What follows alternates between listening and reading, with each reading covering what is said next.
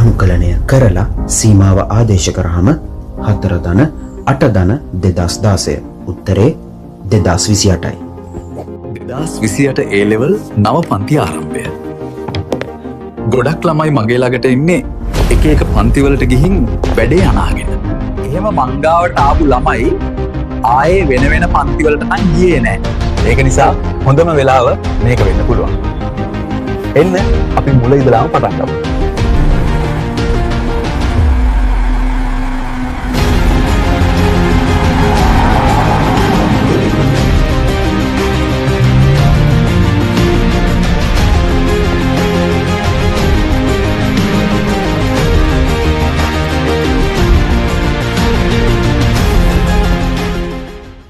සංයුක්ත ගණිතය විෂය නිර්දේශ සරලව පැහැදිලිව සහ නවවිභාග රටාවට ගැලපෙන ලෙස ඉගෙන ගන්න.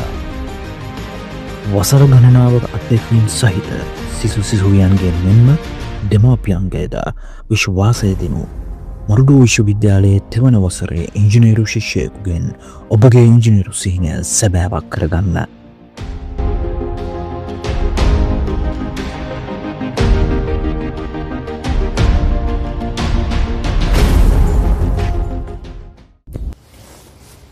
හරි 2025 level paper එක ඩිස්කස් කරන වීඩියෝ සීරීස් එකේ පාර්ට් A දෛශික ගාන ඩිස්කස් කරන්න තමයි අද අපි යන්නේ. ඉතින් හැමදාම කියනවා වගේ මේ වීඩියෝ එක ඉස්සරහට මගේ ඩිස්කෂන් එක ගන්න කලින් ඔයගොල්ලෝ වීඩියෝ එක පෝස් කරලා මේ ගාන දැන් පේන්න තියෙනවනේ.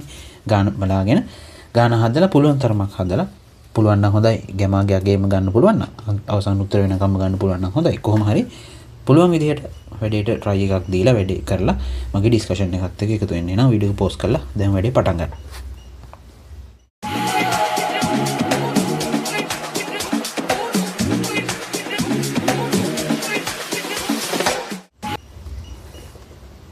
හරි. මම හිතනවා මොකක්ම හරි දෙයකින් වැඩේට සම්බන්ධ වෙලා ඇති කියලා. නිකම්ම මගේ ඩිස්කෂන් එක අහන් ඉන්නවට වඩා. හරි නේද? එහෙනම් අපි වැඩේ පටන් ගමු. මොනවද මේකේ කියන්නේ කියලා.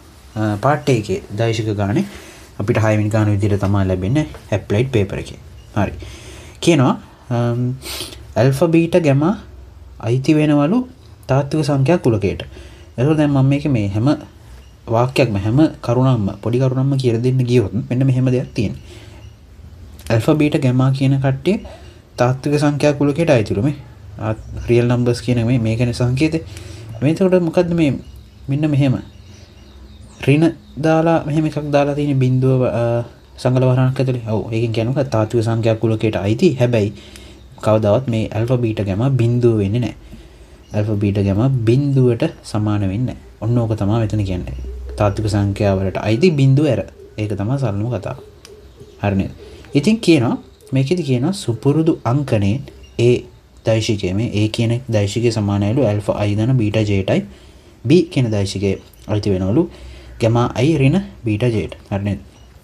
ඔවලක් නැහැ. ඊට පස්සේ කියනවා මාපාංක A දෛශිකයේ වර්ගය ධන මාපාංක B දෛශිකයේ වර්ගය සමානයි 1 සපුරාලන පරිදි ඌ දෛශික දෙකක් යයි ගනිමු. එතකොට A B දෙන්න ඔය මෙන්න මේක සපුරාලනවලු කියනවා ඇල්ෆා වර්ගය මෙන්න මේක පොඩි ප්‍රකාශනයක් බව පෙන්වන්න කියලා. පොඩි සරල වැඩක් තියෙන්නේ. මම කියලා දුන්නොත් මෙහෙම. යම් කිසි දෛශිකයක් ගත්තොත් මම ගන්නකො නිකන් දෛශිකයකට OA කියලා. නිකන් මේක හිතන්න මේ OA දෛශික අපිට දීලා තියෙනවා xi ධන yj කියලා. මෙන්න මෙයාගේ මාපාංකය. ඒ කියන්නේ OA දෛශිකයේ මාපාංකය කොහොමද ගන්නෙ? මම පොඩි දෙයක් විස්තර කරනවා. තාම ගාන හදනව නෙමෙයි. මෙන්න මෙහෙම කෙනෙක් දැක්කොත් එයාගේ මාපාංකය ලියන්නේ කොහොමද? x වර්ගය ධන y වර්ගයේ වර්ගමූලය විදිහට. හරිද? මේක මම හිතනවා ඔයගොල්ලෝ දන්නවා ඇති කියලා. මොනවාම හරි අවුලක් තියෙනවා නම් මට වීඩියෝ එක මුලදී කියන්න බැරිනවා. දෛශික මම ෆුල් වීඩියෝ සීරීස් එකක් කරලා තියෙනවා. මගේ මේන් channel එකේ combined mathematics dj කියන channel එකේ. ඒකේ full දෛශික වලට දාලා අපේ A level වලට ගලපෙන්න සියලුම කරුණු මම කතා කරලා තියෙනවා ඒකේ. එතකොට ඒක ඕනනම් ඒක වීඩියෝ සීරීස් එකක් විදිහට බලන්න පුළුවන්. මම හිතන්නේ ඒක ඉන්ට්‍රස්ට් විදිහට තිබ්බා වීඩියෝස් 9ක් විතර. ඒක දිගට අන්තිමට මම කැම්පස් එකේ ටුවර් එකක් එහෙමත් ගිහිල්ලා තියෙනවා. ඒතර ඒවත් එක්ක ඔයගලන්ට මම හිතනවා වැඩි කොට දාන්න පුළුවන් කියලා ඒ වීඩියෝ සීරීස් එක බලුවා නම් ඇති ඇත්තටම. ඉතින් මේ පාර විභාගෙලින් නම් ඉල්මල් ඉන්නවා. ඒක පොඩ්ඩක් අවුල්. ඒක බලලා එන්න. හරි නේද? මම ඒක ලින්ක්ස් ටික description එකේ දාලා තියන්නම්. හරි. ඉතින් OA කියන කෙනා එනවා. OA දෛශික එනවා. මෙහෙම x වර්ගය දන y වර්ගයේ වර්ගමූලයක්. ඒ වගේ හැඩේ කරන නේද අපේ a දෛශිකය alpha i දන beta j විදිහට ඉන්නේ නේද? එහෙනම් එයාගේ මාපාංකය කවුද? alpha වර්ගය දන beta වර්ගයේ වර්ගමූල. ලොකු දේවල් නෙවෙයි මම මේ ඉක්මනට කියන්න ඕන දැන් ගාණය ඇතුළේ ඉන්නේ. b කියන දෛශිකය කොහොමද දෙනව ඇත්තේ? gamma i ඍණ beta j. හරි නේද? නෝක තමයි වැඩිකර මාපාංක b කවුද දෙන්නේ? gamma වර්ගය දන බීට වර්ගයේ වර්ගමූලය. ඔක තමයි. හරි නේද? මම හිතනවා ප්‍රශ්න නැතුව ඇති කියලා. හරි. ඉතින් අර ප්‍රකාශනට අපි ආදේශ කරලා බලමු. ලොකු දෙයක් නැහැ. හරි නේද? ඒගොල්ලෝ කියන්නේ මොකද්ද? මාපාංක a වර්ගය ධන මාපාංක b ගේ වර්ගය සමාන 1යි කියලා කියන්නේ. ඉතින් ඒකට මෙන්න මේ ඩබල් අපි ආදේශ කරනවා. 1 සහ 2 ඔච්චරයි. ඒතර මාපාංක a ගේ වර්ගය කවුද දෙන්නේ? a වර්ග ධන b වර්ගය. හරි නේද? ඊට පස්සේ ධන මාපාංක b වර්ගය කවුද දෙන්නේ? gamma වර්ගය ධන beta වර්ගය. හරිනේ සමාන එකයි. ඉතින් ඔය ටික අවසානයේ එකතු කරලා ගත්තාම උත්තරේ එනවා. මං හිතන්නේ මේක මේ A level ගානකට දෙන එක අපරාධ. දුන්නේ අපරාධ. 2යි beta වර්ගය ධන gamma වර්ගය සමාන එකයි. හරිනේ. වැඩි තේරෙනවද මේ? තාම මේ මම ගානෙන් හරියට ගත්තොත් 3 එකක් තමයි ඉවර වුනේ. ඒකට වැඩි ලීසියටම ආවා. ලොකු වෙලාවක් ගන්න බෑනේ මේවට තේරෙනව නේද? ලොකු වෙලාවක් යන්නේත් නෑ ඇත්තටම. ගන්නත් එපා. ඉතින් මේක බව පෙන්නවා. හරි. හරි නේද? මම හිතනවා මෙතනට කවුලක් නැහැ කියලා. මෙතනට නිකන් දාගන්නකො වැඩි. අනේ ඒගොල්ලෝ කියු ප්‍රකාශනයේට මාපාංක A වර්ගය සහ මාපාංක B වර්ගය දැම්මා විතරයි. ලොකු දෙයක් නැහැ. හරි නේද? ඔක තමයි වැඩි. හරි. ඊට පස්සේ කියනවා ඊළඟ වැඩේට අපි යමු. කියනවා මේකේ මේ A හා B දෛශික එකිනෙකට ලම්බක බව තීයද? A B දෛශික එකිනෙකට ලම්බක බව තීයද? මේක කියනවා beta ගේ වර්ගය සමානයි alpha gamma බව පෙන්වන්න කියලා. beta වර්ගය සමානයි alpha gamma බව පෙන්වන්න කියලා කියනවා. හරි. එහෙනම් ඉතින් අපි වැඩේ පටන් ගමු. උතන කියන දේවලුත් එක්ක මට ගන්න පුළුවන් AB දෛශික එකිනෙකට ලම්බකයිනේ. ඒකට දාලා තීරයක මම කියලා දුන්නොත් එතන පල්ලෙහෙන්. නිකන් හිතන්න. අපි ගත්තොත් මෙන්න මෙහෙම දෛශික දෙකක්. නිකන් ගමු OA දෛශිකයයි හිතන්න OB දෛශිකය කියලා දෛශික දෙකක් තියෙනවනම් එන්නේ ඒ දෛශික දෙක ලම්බක නම් ඔන්න ලම්බකයි කියලා දීලා තියෙනවා. හරි නේද? නිකන් හිතන්න මෙයා O මෙයා A මෙයා OB. මේ දෛශික දෙක ලම්බක නම් මට කරන්න පුළුවන් මෙන්න මෙහෙම වැඩක්. මොකක්ද දන්නවද? අපිට ඒගොල්ලන්ගේ තිත්ගුණිතය සලකන්න පුළුවන් නේද? OA OB. මේගොල්ලන්ගේ අපි ඉගෙන ගන්නවා මේගොල්ලන්ගේ තිත්ගුණිතය සමානයි 0යි කියලා. හරි නේද? ඔන්න ඕක තමයි වැඩේ. දෛශික දෙකක් ලම්බක නම් ඒ දෛශික දෙකේ තිත්ගුණිතය සමානයි 0යි. හරිද? ඔන්න ඕක මට මෙතනදී යූස් කරන්න පුළුවන්. මේගොල්ලෝ කියනවා AB දෛශික දෙක එකිනෙකට ලම්බක බව දී ඇත. එහෙනම් මට බය නැතුව නිකන් මේ රූප සටහන අඳින්නේ ඒගොල්ලන්ට රූප සටහන අඳින්න ඕනේ නැහැ. හරි නේද? හරි නේද? ඒගොල්ලෝ කියනවා නිකන් හිතන්න මෙහෙම A මෙහෙම B තියෙනවා. ඒ දෙන ලම්බකයිලු. එහෙනම් A.B සමානයි 0යි නේද? ඔච්චරයි වැඩි. මේක තමයි තීරය එක. හරි නේද? දැන් ඒකට අනුව අපි ගේමක් ගමු. මේකට අනුව මේකේ වැඩේ කරමු. එතකොට කොහොමද එන්නේ? A දෛශිකය දන්නවා alpha i ධන beta j alpha i ධන beta j dot b දෛශිකය කවුද ආවේ? gamma i ඍණ beta j gamma i ඍණ beta j. හරි නේද? ඔක තමයි වැඩි. සමානයි 0. ඉතින් මේක අපි සුළු කරගෙන යමු බලන්න. සුළු කරගෙන යමු අපි. වරන් සුළු කිරීමක් තියෙනවා මෙතන. බලන්න මෙන්න මේ alpha i gamma i එක්ක වෙනවා. ඊට alpha i beta j එක්ක වෙනවා. beta j මෙයත් එක්ක කොහොම ඔය හතරනේ සුළු වෙනවා. ඒකට ගත්තොත් alpha gamma i theta i. හරි නේද? ඊට පස්සේ බලන්න ඍණ alpha beta i theta j.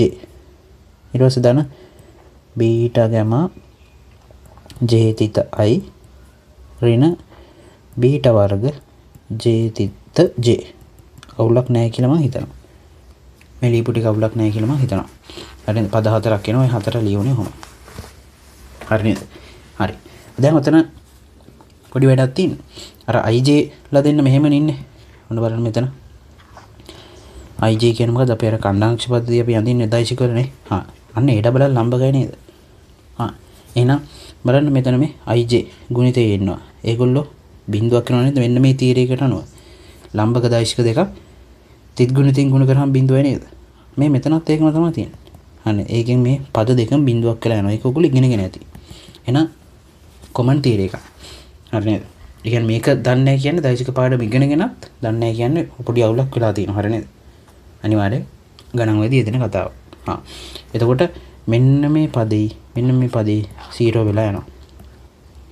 0 වෙලා යනවා. එහෙනම් අවසාන ඉතුරු වෙන්නේ කවුද?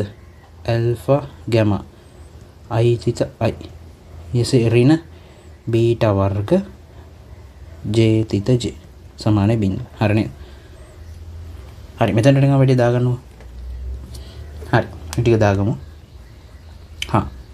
හරි මං හිතනවා ඔයගොල්ලෝ නැතුව ඇති කියලා. හරි ඊට පස්සේ මෙතනදී මං කියලා දෙනවා තව කෙනෙක්. නිකන් හිතන්නකෝ යම් දෛශිකයක් එයාගේම තිද්ගුණිතය ගත්තොත්. යම් දෛශිකයක් එයාගේම තිද්ගුණිතය ගත්තොත් එයා ඉන්නේ අදාළ දෛශිකයේ මාපාංකයේ වර්ගය. අදාළ දෛශිකයේ මාපාංකයේ වර්ගය. හරිද? මෙන්න මේකත් යූස් වෙනවා මෙන්න මෙතනට. මෙන්න මෙයාටයි මෙතනටයි. බලන්න එහෙනම් i තිත i වෙනුවට මට දාන්න පුළුවන් කවුද? මාපාංක i වර්ගය නේද? ඒ වගේ තමයි j තිත j ට මට මොකක්ද දාන්න පුළුවන්? මාපාංක j ගේ වර්ගය නේද? එහෙනම් මම මෙතනට ෂේප් එකේ ආවොත් මට ලියන්න පුළුවන් ඇල්ෆා ගැමා මාපාංක i ගේ වර්ගය. බීටා වර්ගය නා මාපාංක j ගේ වර්ගය සමාන බිඳුව. හරි නේද? අවුලක් නැහැනේ. ඒක මෙන්න මේගොල්ලෝ තමයි පාවිච්චි වෙච්ච තීරීස් එක. තීරි එක මේක තමයි පාවිච්චි වෙන්නේ. හරි. ඊට පස්සේ මාපාංක i ගේ වර්ගය මාපාංක j වර්ගය කවුද? මාපාංක i මාපාංක j ij කියන්නේ අපි ඒකක දෛශික. ij කියන්නේ ij ඒකක දෛශික. එහෙනම් මේගොල්ලෝගේ මාපාංකය කියන්නේ කවුද? කීයද? එකයි නේද? මාපාංකය කියන්නේ විශාලත්වය. එතකොට ඒකක දෛශිකයක විශාලත්වය එකයි. ඇල්ෆා ගැමා එතකොට එනවා ඍණ බීටා වර්ගය සමානයි බිඳුවයි. බීටා වර්ගය කවුද එන්නේ? ඇල්ෆා ගැමා කියනවා. බීටා වර්ගය නේ ඇල්ෆා ගැමා කියන්නේ. අපිට ඒක නේද බව පෙන්වන්නත් තියෙන්නේ. ඉන්නම එක උඩට අරන් පෙන්න නොගන් ලියාගෙන වෙලාව දෙන්න. බලන්න. බීටා වර්ගය සමානයි ඇල්ෆා ගැමා බව පෙන්වන්න. හරිද? ඕක තමයි වැඩි. හරිනේ. හරි. ඕකට දාලා දැන් ගණේ 3න් 2ක් ඉවරයි. මෙතනට දාලා වැඩි ටික පොඩ්ඩක් දාගන්න. පේන්න තියන්නම් මම ඔක්කොම. මේගොල්ලෝගේ ලම්බ ගණන් දෛශික දෙක ඒගොල්ලන් තිද්ගුණිතයේ බිඳුවයි. ඒක පාවිච්චි කළා. මෙයාව ලියාගත්තේ. ඒකෙන් මම මෙන්න මේ ij ඩබල් ලම්බ ගන්න. ඒතකොට ඒගොල්ලෝගේ ගුණිතයත් බිඳුව වෙනවා. ඒකෙන් පද දෙකක්ම කැන්සල් වෙලා ගියා. අන්තිමට ඉතුරු වෙච්ච පද දෙකිනුත් i තිත i j තිත j කියන්නේ මොකද්ද? ඒගොල්ලන්ගේ i වල මාපාංකයේ වර්ගය j වල මාපාංකයේ වර්ගය. කොහොම තමයි ඉතින් වැඩේ තියෙන්නේ. ගානේ අවසාන කොටසට තමයි දැන් යන්න තියෙන්නේ. හරි වීඩියෝ එක පෝස්ට් කරලා දාගන්න මොනවා හරි අඩුපාඩුවක් තියෙනවා. මම කොටස් පේන තියන්න. හරි නේද? ඕක තමයි වැඩේ. හරි. අවසානයේදී කියනවා ඇල්ෆා සමානයි 3 1 නම් ඇල්ෆා සමානයි 3 1 නම් ගැමා සොයන්න. අවසාන කොටස. ඒක නේද කියන්නේ මම මතකෙන් කිව්වේ. ඇල්ෆා සමානයි 3 1 නම් ගැමාගේ අගය සොයන්න. හරි. ඕක තමයි වැඩේ. හරි.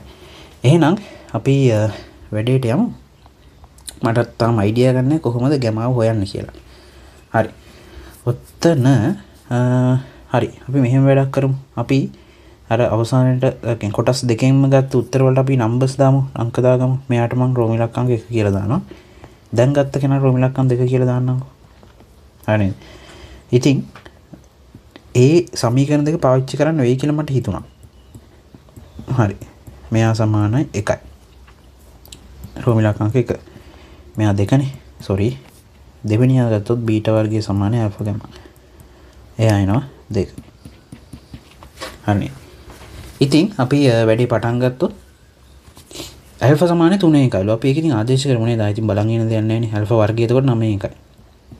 2යි බීටා වර්ගය දන සමාන 1යි. මෙතන බීටා වර්ගය ඇල්ෆා 3 1යිනේ. ගැමා බෙදීම 3යි. හරි නේද? හරි නේද? ඔක තමයි ඉතින් වැඩි. ඊට පස්සේ මම මෙතන දැන් අපිට මේ බීටාව නැත්තරම කිව්වොත් හොයන්න ඕනේ. මට හිතුණා මෙතන නිකන් ගැමා උක්ත කරන්න මෙතනින්. ගැමා සමාන 3යි බීටා වර්ගයනේ. ඒතර ගැමා වර්ගය කවුද එන්නේ? ගැමා වර්ගය එනවා 9යි බීටා වල 4 වෙනි බලය එනවා නේද? අවුලක් නෑ නේද? ඔන්න ඔය ගැමා වර්ගය සමානයි බීටා වල 4 වෙනි 9යි බීටා 4 වෙනි බලය මම මෙතනට ආදේශ කරන්න හිතුවා. කොහොමද එන්නේ? 9 ධන 2 බීට වර්ග ධන ගැමා වර්ගය වෙනකොට දාන්න පුළුවන් 9 බීට 4 සමාන 1. හරිද? අවුලක් නැහැ කියලා මම හිතනවා. ඊට පස්සේ මේකේ මේ 9න් එක මේ භාග සංඛ්‍යා තියාගෙන අපිට සමීකරණ සුළු කරන්න ටිකක් අවුල්නේ. මම ඒක 9න් වැඩි කරන සමීකරණ. එකෙන් යට 1 යට 9 9න් වැඩි කර 1 ධන 9 වරක් 2 18යි බීට වරයි. 9 වරක් 9 81යි බීට 4 ධන සමානයි 9. මේක සුළු කරොත් 81යි බීට 4 ධන 18යි බීට වර්ගය එනවා මෙතන එනවා ඍණ 8 සමානයි බිඳුව. මම හිතනවා අවුලක් නැතුව ඇති කියලා මේක මේ සුළු කරපු විදිහ. හරිනේ. හරි. දැන් ඉතින් මේක මේ සුළු කරන්න තියෙන්නේ කොහොමද?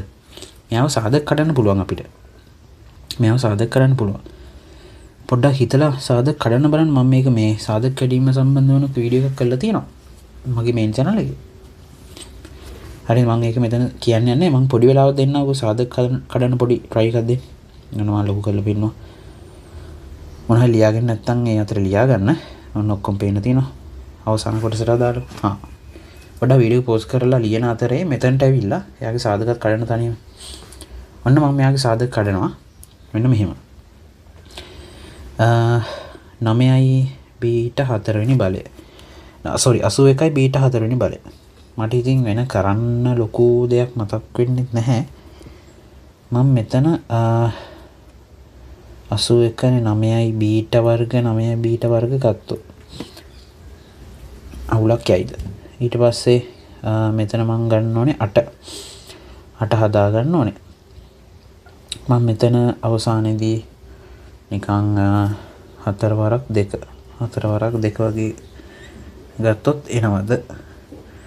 ඔව් 4 වරක් 2 ගත්තොත් පොඩ්ඩක් එන ගතියකුත් තියෙනවා. ඔව්නේ. ඊට පස්සේ මෙයාව සුළු කරොත් මට ගන්න පුළුවන් මෙතනට ඍණ සහ මෙතනට ධන විදිහට. පොඩ්ඩක් පැටලුණා නේ. මෙතන ඍණ මෙතන ධන මෙතන ඍණ වුණා නම් හරි. ඔව්. 9 වරක් 2 18යි 9 වරක් 4 36යි. 36න් 18ක් ගියා. ඔව් මේක තමයි උත්තරේ එන්නේ. බලන්න මෙන්න මේ 4යි මේ දෙන්න ගුණ වෙලා නේද මේ ඍණ 8 හැදෙන්නේ. එතකොට මගේ ඍණ 8 හැදුණා. හරි. ඊට පස්සේ මේ මැද්දේ 18 හැදෙන්නේ කොහමද? 18 හැදෙන්නේ කොහොමද? ඔන්න මම කළු පාටින් ගන්නවා. මේ 18 හැදෙන්නේ කොහමද? මෙයා මෙයාගෙන් වැඩි කළා මෙයා මෙයාගෙන් වැඩි කළා නේද? හරිනේ 18 හැදෙන්නේ එහෙමනේ. ඒක 9 වරක් ඍණ 2 ඍණ 18යි. මෙතන 9 වරක් 4 36. 36න් 18ක් ගියාම ධන 36න් ඍණ 18ක් එකතු කරාම කීයද? හරි ගත්තොත් ධන 18 හැදෙනවනේ. එතකොට මේ මැද්දේ හරි ගත්තොත් මේ පළවෙනි සංරක්ෂකය කොහොමද හැදෙන්නේ? මේ 81 හැදෙන්නේ. මේ 9යි මේ 9යි ගුණ වෙලා. හරිනේ. ඔක තමයි වැඩි. මොකද තමයි පද තුන හැදෙන්නේ. මම බලලා තමයි මම සාධක කැඩුවේ. හරි නේද? මම හිතනවා තේරුම් ගන්න නැති කියලා පොඩ්ඩක් තේරුම් නැත්තම් මම අර කිව්ව වීඩියෝ එක පොඩ්ඩක් බලන්න මම ඒක ඩිස්ක්‍රිප්ෂන් එකේ දාන්න සාධක කැඩීම සම්බන්ධව.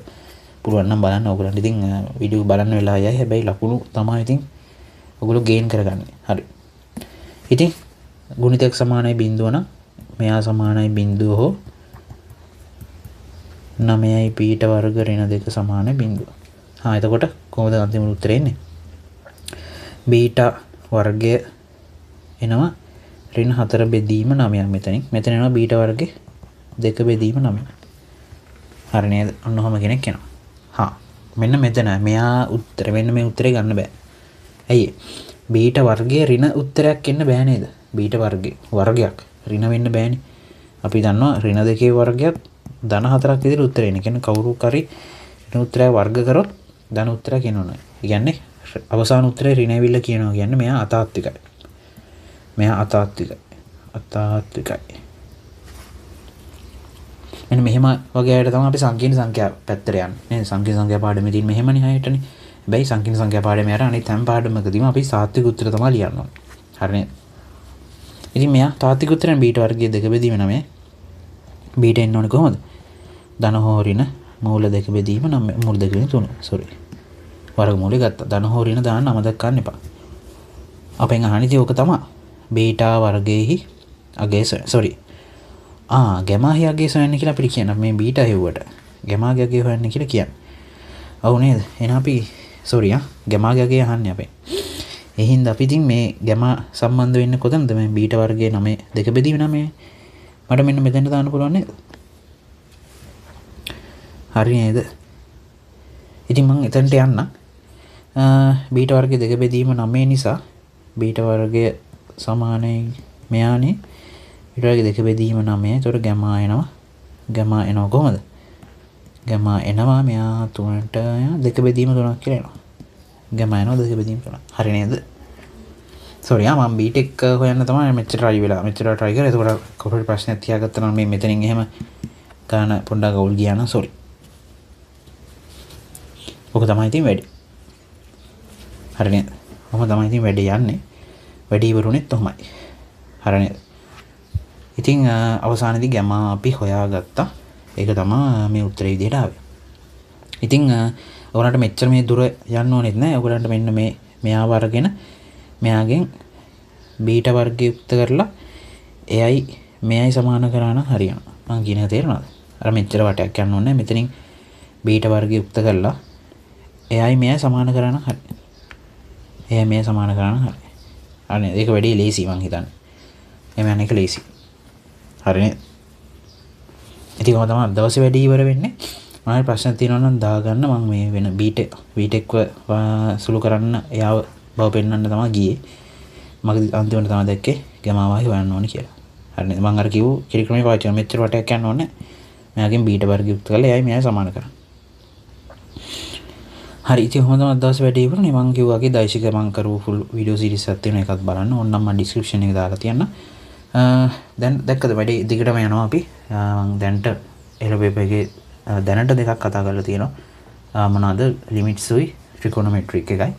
ගණන් දෙක කතා කරලා තියෙනවා. ඉතින් දැන් අද දෛශික කතා කරලා එහෙමම වීඩියෝ සීරීස් ගේනවා ඔයගොල්ලෝ. බය නැතුව වැඩිත් එක්ක එකතු වෙලා ඉන්න. මම කම්ප්ලීට්ලි මේ වැඩේ ඉවර කරනවා. වැඩිත් එක්ක එකතු වෙන්න යාළුවන්ට ෂෙයා කරගෙන සෙට් වෙලා ඉන්න. ඔයගලන්ට මේ ගේම ගහන්න පුළුවන්. හරි එහෙනම් අද දවසේ වැඩේ හොඳම ඉවර වෙන්නේ. අපි ඊළඟ වීඩියෝ එකෙන් හම්බෙමු. හැමෝටම ජය වේවා.